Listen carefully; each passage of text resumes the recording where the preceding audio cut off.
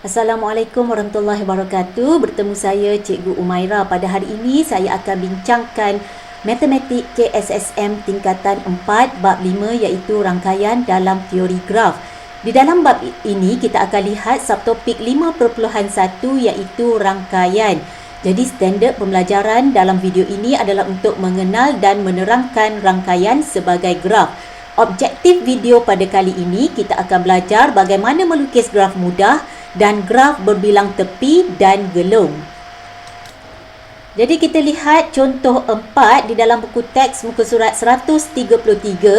Lukis satu graf mudah mengikut maklumat diberikan. Jadi kita lihat soalan A terlebih dahulu.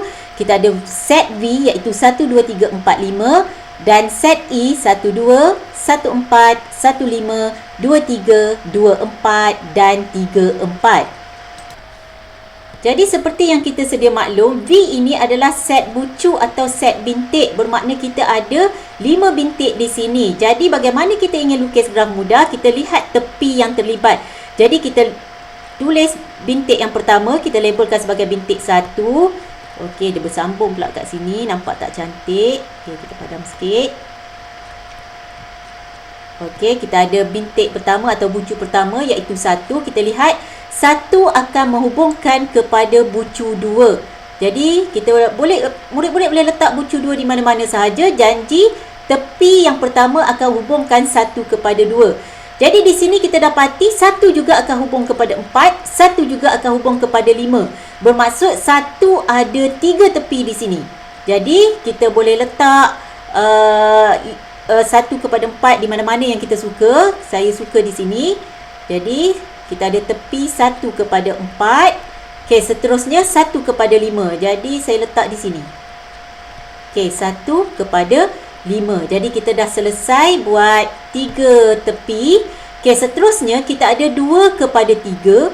2 juga kepada 4. Jadi 2 kepada 4 kita dah ada bucu 2 dan 4. Jadi kita dah selesai yang ini. Jadi kita perlu letak 3. Jadi murid-murid boleh letak di mana-mana sahaja. Yang penting tepinya dilukis dengan betul. Jadi 2 kepada 3 juga telah selesai. Dan yang terakhir 3 kepada 4. Jadi ini adalah graf mudah bagi soalan A. Okey, seterusnya kita akan bincangkan pula bagaimana ingin melukis graf mudah untuk soalan B. Iaitu kita ada bucu P, Q, R, S, T, U. Dan kita ada set tepinya seperti ini. Jadi kita boleh mulakan dengan meletakkan bucu P. Okey, kita dapati kita ada P ada 2 tepi di sini, P kepada U juga P kepada T. Jadi kita boleh suka hati. Okey, P kepada U di sini dan saya ingin letak T di sini. P kepada T di sini. Okey, bucu T. Okey, kita dah selesai dua ni, kita tanda supaya kita tak ulang kesilapan yang sama. Okey, seterusnya Q kepada T. Jadi kita dah ada T. Jadi saya nak letak Q di sini. Jadi Q kepada T di sini. Okey, Q juga kepada S. Jadi saya nak letakkan S saya di sini. Okey, Q kepada S. Jadi saya dah selesaikan di sini. Seterusnya kita ada R kepada S, R kepada U. Jadi kita perlu satu bucu R.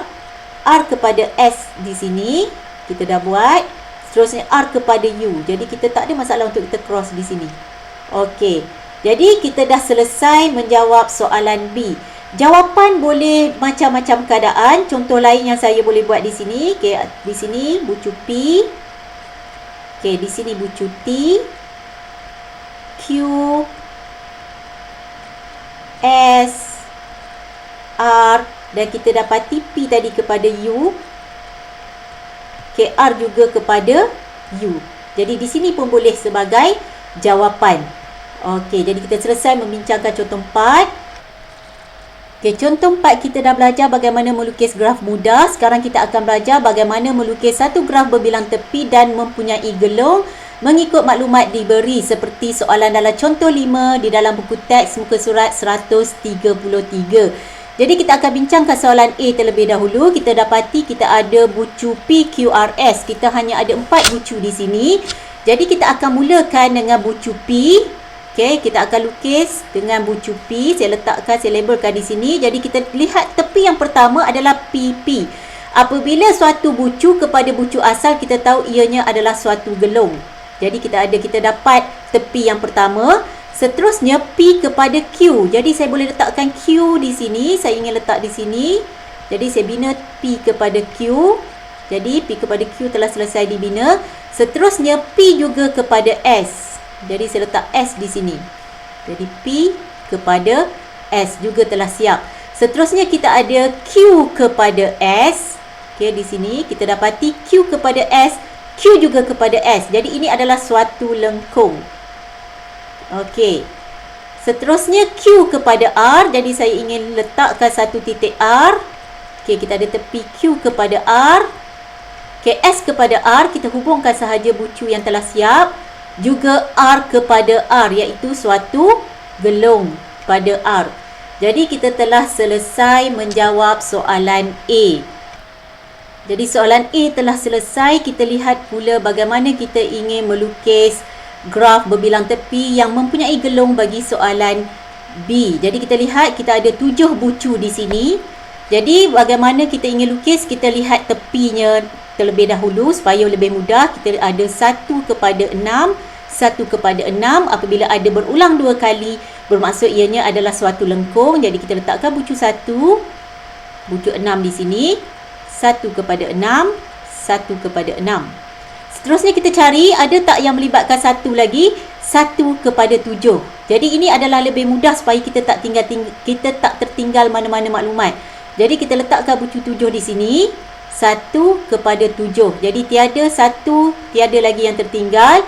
Okey, yang kita dah lukis, kita ada bucu 1, 6 dan 7. Kita dapati 6 kepada 7. Jadi kita bina sahaja tepi yang terlibat di sini.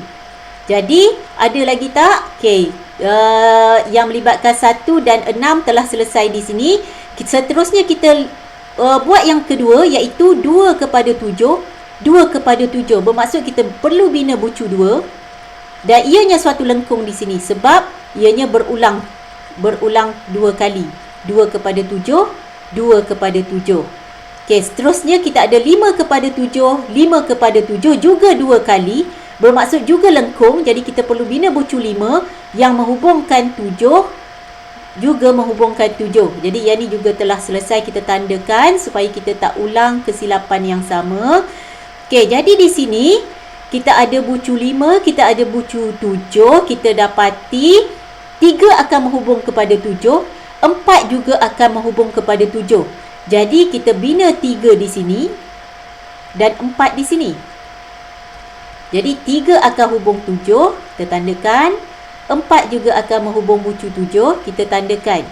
Jadi kita telah siap. Seterusnya apa yang masih belum dilukis, kita dapati 3 kepada 4, 3 kepada 4.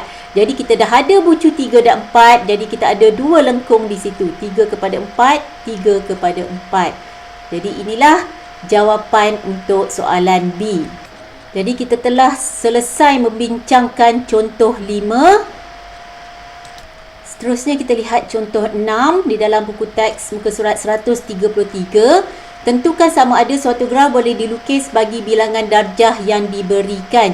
Jadi kalau kita lihat di sini, bagaimana kita nak kenal pasti suatu graf boleh dilukis atau tidak, kita kenal pasti terlebih dahulu berapa jumlah darjah yang ada. Jadi kita lihat di sini berapa jumlah darjah untuk soalan A. Okey, 3 tambah 2, 5.